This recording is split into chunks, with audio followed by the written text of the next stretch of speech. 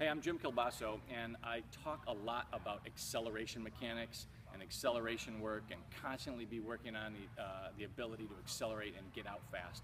But the ability to decelerate is almost just as important as your ability to get up to speed. A drill that I've found to be fantastic requires very little equipment. All you need is a couple of rubber bands or strength bands. I recommend the heavier ones because there's going to be a big stretch on it. So you're just going to loop 3 bands together, and you can basically work on some overspeed with deceleration work on here. Now, when an athlete is accelerating, they're leaning forward and they're taking big steps that are pushing backwards. When you're decelerating, you're going to be leaning slightly forward, but your feet are going to be out in front of you. Your whole foot's going to be into the ground, and you're going to be trying to stop yourself with shorter steps, trying to pop them into the ground. A lot of athletes don't feel comfortable lowering their center of gravity and getting their feet out in front of them, so you have to practice it.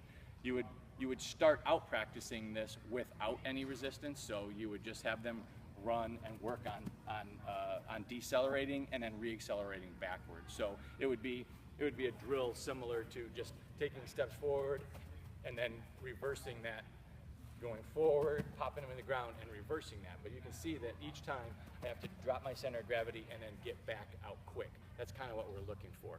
You could also work on decelerating, taking a couple steps backwards and re-accelerating, which may happen in a game. You can think of a lot of times where that may happen.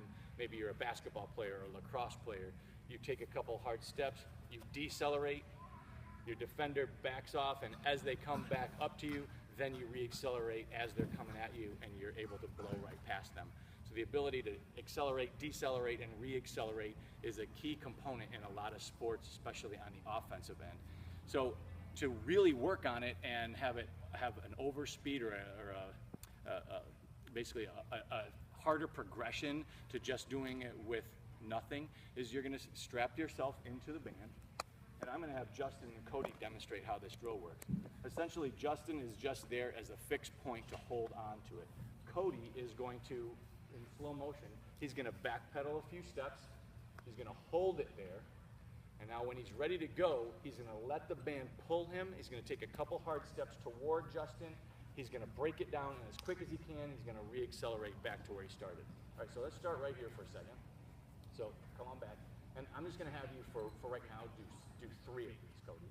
So normally I would have athletes do 5 to 6 reps. After about 6 reps, you're going to see that while this drill doesn't look like it's very hard, if he's stretching the band and coming back at it fast, when you decelerate and re-accelerate backwards as hard as you can, it starts to blow your legs out, and you get very fatigued very quickly.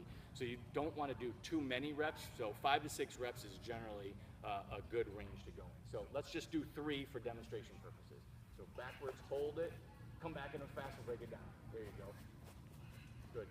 Get those feet moving back quickly. There you go. You can see he gets stuck a little bit here. Ah, yeah, there you go. So he's getting stuck because it's pulling him back so quickly, and he doesn't have cleats on. Having some cleats on is going to really help. But you could see his feet. He was starting to adjust and learn to where, what he wanted to do with his feet.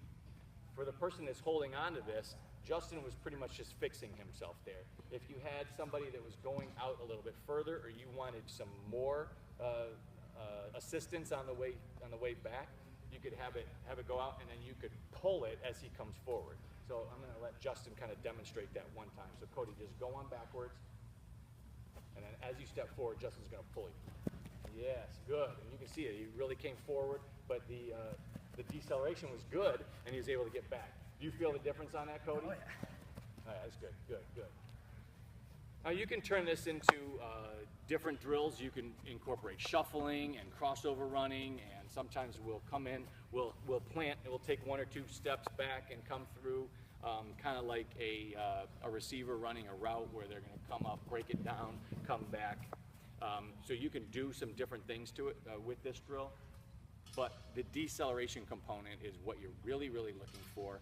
Again, 5 to 6 reps, depending on the size of the athlete. You're going to change the thickness of the bands and also the distance that they're able to go. Just make sure that the athletes don't think that the athlete working doesn't think he's supposed to go as far as he can, because the bands could break and snap, and that's not what we're trying to do. So you just need a little bit of space to get some stretch on the band that's going to pull that athlete forward so they can decelerate as hard as they can. So hopefully that gives you a good drill to do in a group setting or with individual setting with a partner to really work on deceleration.